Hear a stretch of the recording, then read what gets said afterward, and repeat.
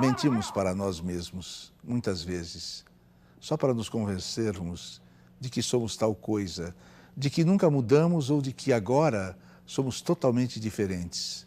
A verdade é que a nossa existência depende essencialmente da existência dos outros. Nós somos tudo o que vimos, tudo do que gostamos, tudo o que fizemos e que normalmente não faríamos.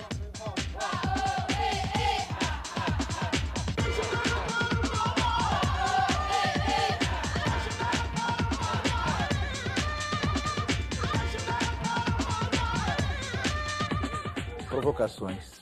Provocações de novo, claro que quase ninguém assistindo, mas alguns assistindo. E provocações começam a ter um determinado sentido, que dizem que agora não é pouca gente não, parece que são quase 600 mil pessoas. Estou ficando até preocupado, é muita gente. Vocês não sabem quem é que nós temos aqui hoje. Bom, antes de dizer quem é ela, eu vou dizer que Ramon Gomes de la Serna dizia que o ideal do fotógrafo é possuir o melhor equipamento para fazer a melhor fotografia dos miseráveis. E alguém falou sobre Sebastião Salgado que o bom mesmo é vender depois essa foto por algumas centenas de salários mínimos. Bem, esse não é o caso da fotógrafa que acaba de estar aqui ao meu lado. Ela chegou agora, sentou aqui, olhou para mim, eu olhei para ela, e ela é inglesa de nascimento. Mora em São Paulo, Brasil, há 52 anos. Chegou aqui, pintora. Virou fotógrafo da Editora Abril. Trabalhos inspirados nas obras de Guimarães Rosa, Carlos Drummond de Andrade, Euclides da Cunha, João Cabral de Melo Neto e outros. Sabem, ela passou uma temporada entre os índios do Xingu. Sobreviveu. E, claro, vai sobreviver aqui a este programa, porque ela é uma grande provocadora, ela é Maureen Biziliar. Maureen Biziliar, numa entrevista, você disse que, olhando para trás, eu posso perceber que o ato de fotografar sempre foi o que eu menos gostei. Por que você não foi fazer outra coisa? Não, primeiro eu disse, eu acho que é certo. No que se refere a mim, porque o ato de fotografar, o momento de estar com a pessoa eu gostava, mas a responsabilidade de fotografar não gostava. O que eu gosto é o depois, o que vem depois. E de fato eu fui, viu, a Bojama fazer umas outras coisas mais. E eu acho que sempre, muitas vezes, tem a ver com a edição. Eu gosto de mexer com as fotografias. Minhas e de outros. Gosto de mexer com a imagem e com o texto. Você acredita que o post-production resolve muitas coisas? A edição resolve um roteiro? Não, não é que resolve. Eu acho que quando você está fotografando, você muitas vezes vai aquém e algumas vezes vai além. Quer dizer, capta bem o momento. Agora, o sentido da coisa eu acho que vem depois.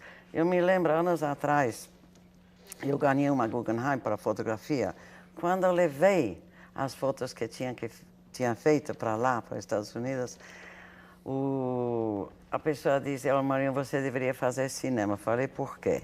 Diz, porque você pensa em sequências. Então, eu acho que sim, eu penso em sequências. E por que você não fez cinema? Por que eu não fiz o quê? Cinema. Não, mas eu já fiz muito documentário. Só documentário? É. Quando vem o primeiro longa? Não, eu não sei trabalhar em roteiros, quer dizer, a ficção impossível. Por exemplo, agora estou fazendo uma coisa que estou gostando muito. Lá na imprensa oficial estou fazendo uma série de pequenos filmes sobre justamente o chão da gráfica, aquela vitalidade das pessoas que trabalham, mão na massa. Isso que eu gosto, compreende? Não gosto, eu não saberia compor uma história. Sei talvez receber a vida e dar talvez amarrá-la dentro de algo que possa ficar uma para ela não parecer a vida que ela seja uma causa perdida. exatamente. Quem falar que São Paulo não é uma cidade bonita, não sabe o que é boniteza. Olha aqui, olha que beleza. Olha aqui, cenário bonito.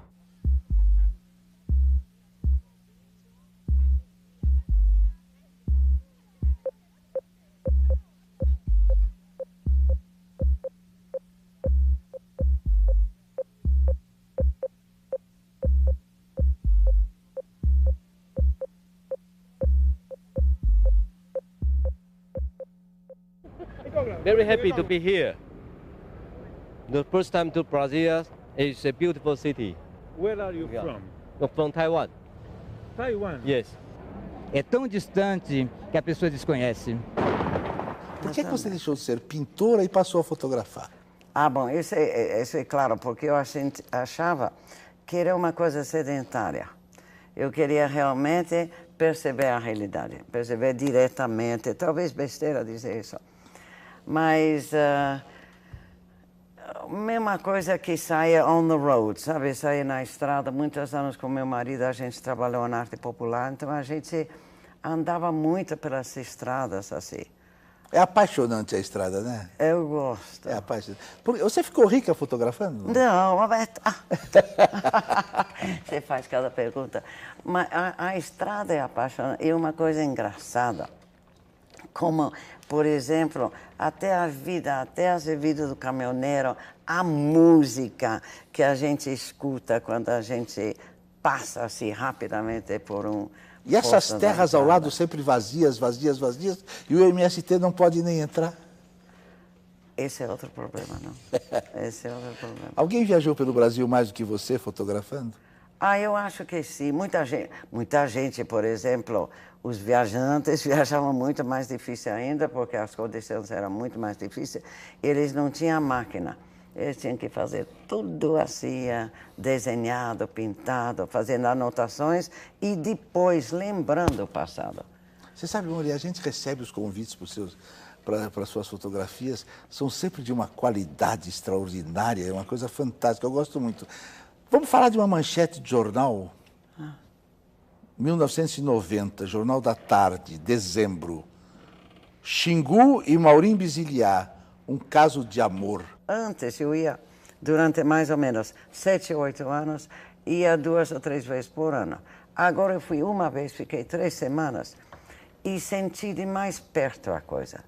Talvez você tenha mais urgência hoje em dia, você percebe a força que isso tem e o medo de perder, não? Tanta coisa com a nossa vida. Você percebe algum tipo de evolução entre eles, nesse tempo todo? Não, tem muitíssimas mudanças, mas eu acho que eles sabem utilizar o novo, eles sabem trabalhar paralelamente.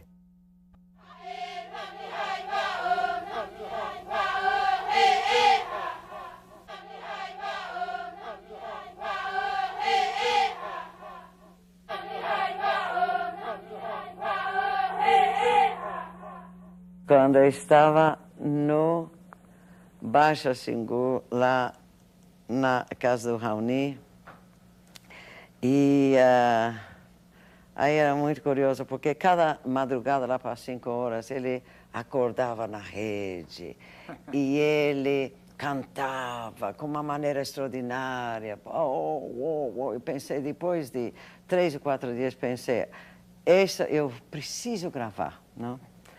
Então, armei tudo atrás do sapé, eu na rede, tudo escondidinho, para pegar aquilo, tudo isso. E sem o menor barulho, quando ele acordou, começou a cantar, eu acionei assim, tic, o gravador. Depois de exatamente 60 minutos, o tempo da gravação, de repente eu escuto assim, Marina, fita, acabou. Apareceram então notícias assim sobre você fotografando índios, você fotografando na Bahia, você fotografando no mangue, e nunca lhe acusaram de amante da estética da miséria? Sabe que eu detesto isso. Graças a Deus que nunca. Porque eu não vejo tanta... As pessoas que você entra em contato, eu não vejo tanta diferença. Por exemplo, como te falei, para voltar à gráfica, o operador da máquina é diferente que eu, não. O que ele faz é tão importante quanto o que eu faço. Por exemplo, nós ficamos, você já sabe, ficamos muito tempo, bastantes anos, e sobretudo 2 anos, de 2001 a 2003, no Carandiru. Então, você está trabalhando com pessoas. Então, o que eu acho importante é o tempo que você tem, que as pessoas têm, para trocar ideias. Não? Você acha que a fotografia resulta isso? Como eu te falei, para mim, eu saí da foto e eu estou no vídeo, justamente, talvez por causa disso. Porque para mim, isso não é para os outros, mas para mim, a fotografia era extremamente limitante para mim, que me limitava. O vídeo não, você já sabe, uma de teatro, você tem a voz, você tem o gesto e você tem o tempo. Para mim isso é interessante. Então fazer... Mas você acha que é uma evolução natural para uma fotógrafa o caminho do vídeo, do cinema? Não sei, mas eu acho que hoje em dia, das coisas muito importantes que se fazem nessas manifestações expressivas, são justamente o documentário. Diga uma coisa, Amorim. Todos esses grandes poetas, Drummond, Bandeira, João Cabral... João Cabral era um grande amigo meu, eu adorava. Você leu todos eles? O negócio com Guimarães foi engraçado, porque foi uma amiga que me deu esse livro muitos anos atrás, poucos anos depois de ter chegado ao Brasil, falando assim: olha, eu não sei se você vai ou não compreender isso, mas cá está, era Grande Sertão. Porque eu entrei assim nisso como um peixe na água, porque eu acho que certas coisas, ou você capta ou você não capta. Você pode até ir na China, você não capta o que eles dizem, mas você capta certas essências. Outras, não. Tem mundos, para mim, fechados. Por exemplo, estou provocando agora, mas eu acho, digamos, em São Paulo a gente tem que ter muito cuidado de não sofrer uma certa castração, um certo isolamento. Sempre digo assim, que os lugares assim, as áreas assim chamadas nobres, nem tão nobres são assim, porque a gente paga um preço alto por esse isolamento.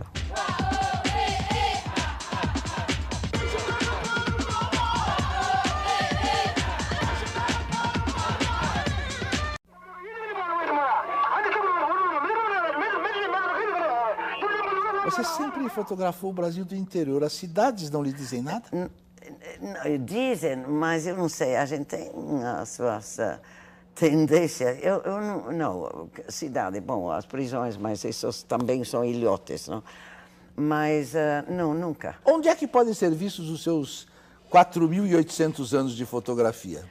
Não, agora está uma coisa bacana para mim, porque o Instituto Moreira Salles está em via já parcialmente fez a aquisição. Eu recebi esse. Você sabe disso? Eu recebi. Bom, esse é bonito, sabe por quê? Foi tudo teu para lá, né?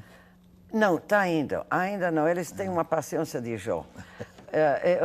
Porque o importante para mim é nisso. É, mais uma vez, rever coisas que estão nos armários e dar uma ordem na memória. Na memória aliada com quem eu sou hoje. Então, é interessante. Eu penso assim, um dia gostaria de fazer uma coisa disso, mas com os comentários que me vêm na mente ao longo desse trabalho de sequenciamento e edição. Maurinho, agora eu vi exposições de fotos suas feitas na Bolívia. No que o interior da Bolívia é menos interessante que o daqui? Nossa, eu tenho paixão pelo altiplano. Então, não saberia responder essa pergunta, porque nem mais nem menos. Mas tem uma outra coisa. Ali, sempre digo assim, veja bem, o Xingu, naturalmente, eu gostei muito, senti, mas a mata eu não capto, nem a água, nem o verde. Eu gosto, por exemplo, compreendo na alma altiplano, deserto, neve, quer dizer, coisas assim um pouco áridas. Por isso você vê, Guimarães Sertão, Euclides também, Guimarães Gerais, Euclides Sertão. Então é isso. Nordeste de João Cabral? É, mas também árida, não? Agora me conte uma coisa. Deu uma feita, como diria Mário de Andrade, Maurício Basiliati definiu-se assim: muita paixão e pouca escola. Fale a respeito. É escola no sentido formal da palavra, compreende? Porque a minha vida como criança assim, já foi uma enorme contradição, talvez. O meu pai, digamos, que nasceu, porventura, na Argentina, mas ele foi filho de imigrante das alturas, das montanhas da Calábria. E, por intuição e por paixão e por insistência dele, ele entrou na carreira diplomática, sem esterpe nenhum, só para a cabeça dele. Ele acabou embaixador. Mas sem nada dessa... Sabe, a gente... Éramos meio nômades. Então, essa falta de país, eu acho que encontrei aqui. Fale sobre o documentário que você fez na TV Cultura dos anos 70. Essa foi Batismo de Fogo.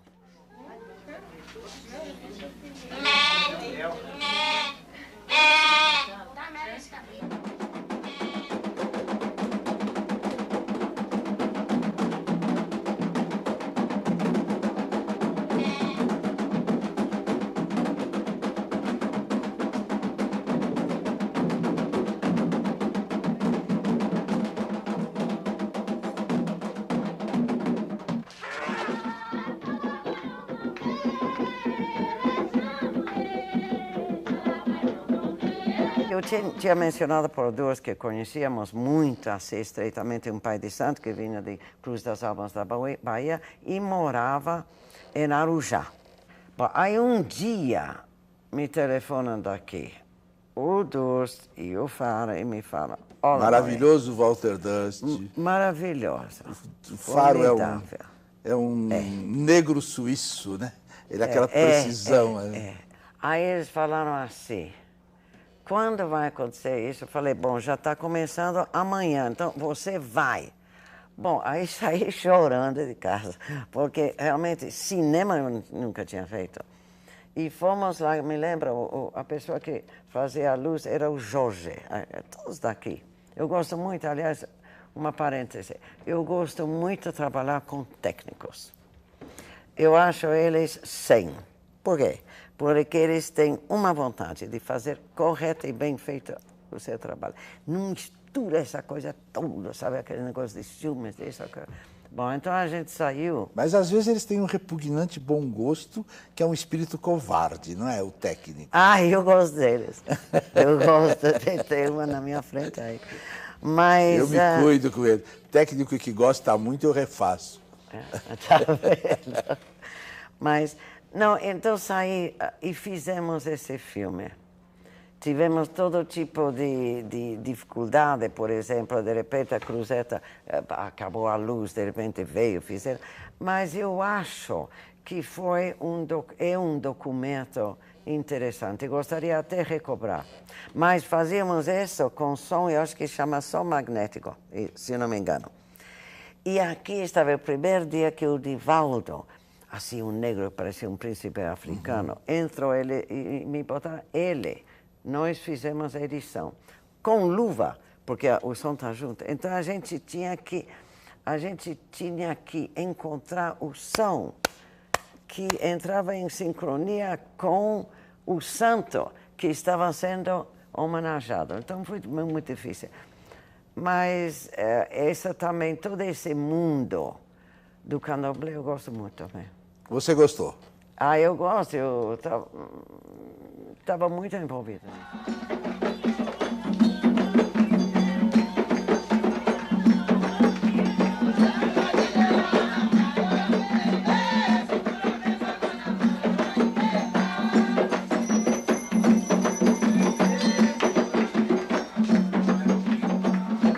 qual é, para você,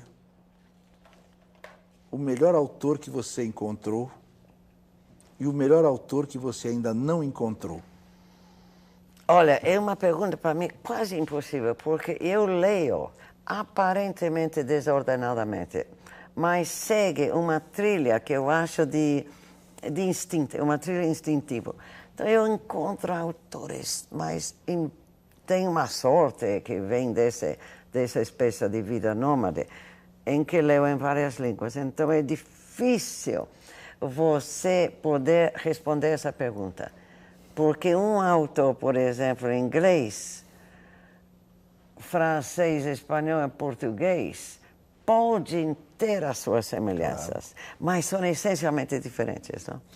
Normalmente, por exemplo, assim, como diretor de teatro, por exemplo, quando eu viajo, eu procuro sempre aqueles que mais ou menos têm uma cabeça. Se a gente se conhecer, as coisas se unem direitinho. É isso mesmo. Diga uma coisa, pensa bem, você prefere uma obra ou um destino humano?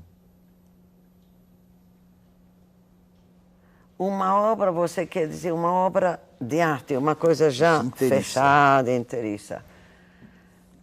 Nossa, é difícil, essa pergunta é difícil, porque logicamente você diria um destino humano.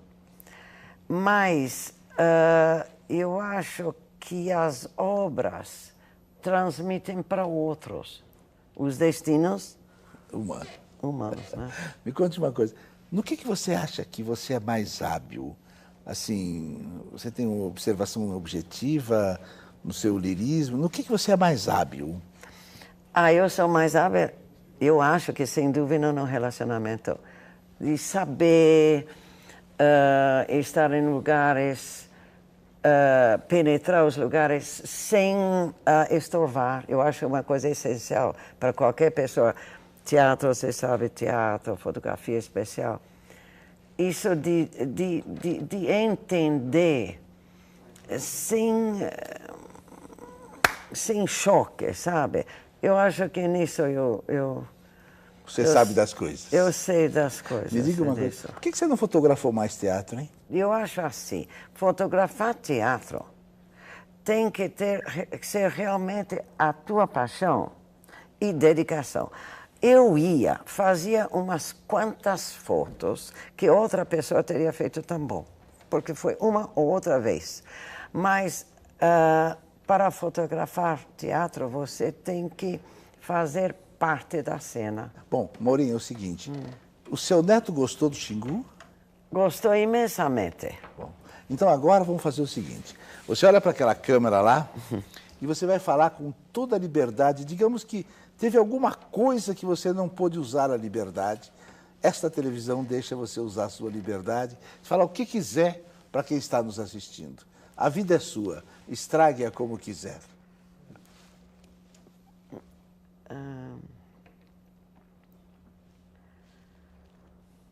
Olha, a gente às vezes repete meio com obsessão coisas que estão na cabeça. Lembra que eu falei para você aquele negócio das áreas nobres ou não nobres e tal?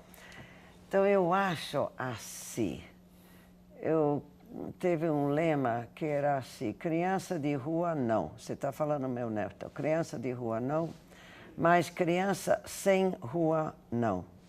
O que eu acho que a gente tem que ter muito cuidado nessa parte, certas facilidades que não são fáceis, no sentido do consumismo grande, a perda da liberdade.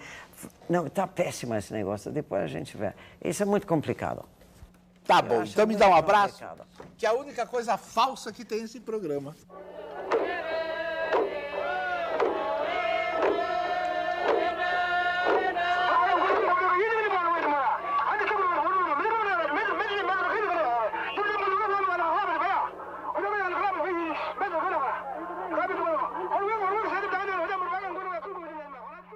Impressiona-me a forma como perseguimos a notícia.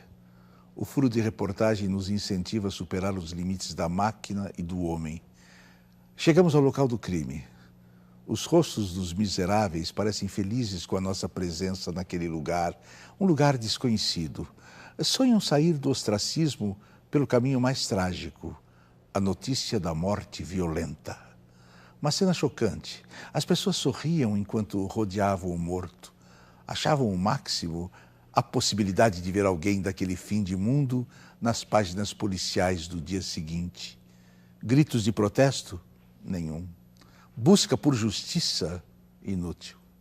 Presente à cena do crime, a polícia cuidava de colher dados sobre o morto, idade, profissão, ligações com entorpecentes. Só. Entraria nas estatísticas. Dos pobres, é claro. Jamais o inquérito bem formulado como possuem as atrocidades cometidas contra pessoas da classe média, da classe alta. No mais, ninguém viu nada, nem ouviu. Ninguém desconfiava de nada e de ninguém. Não havia motivos para que aquilo tivesse acontecido. E eis que a mãe da vítima, sentada no meio-fio, junto ao corpo do filho, vira-se para o repórter, verdadeiro abutre da tragédia, e oferece-lhe uma foto do filho morto para que apareça no jornal no dia seguinte, no espaço destinado aos consumidores da barbárie. Quem será pior? Os abutres que perseguem a morte para registrá-la ou os que ratificam a loucura, devorando no jornal cada detalhe de um assassinato? Ou seremos todos nós e eles, a serpente que devora a própria cauda?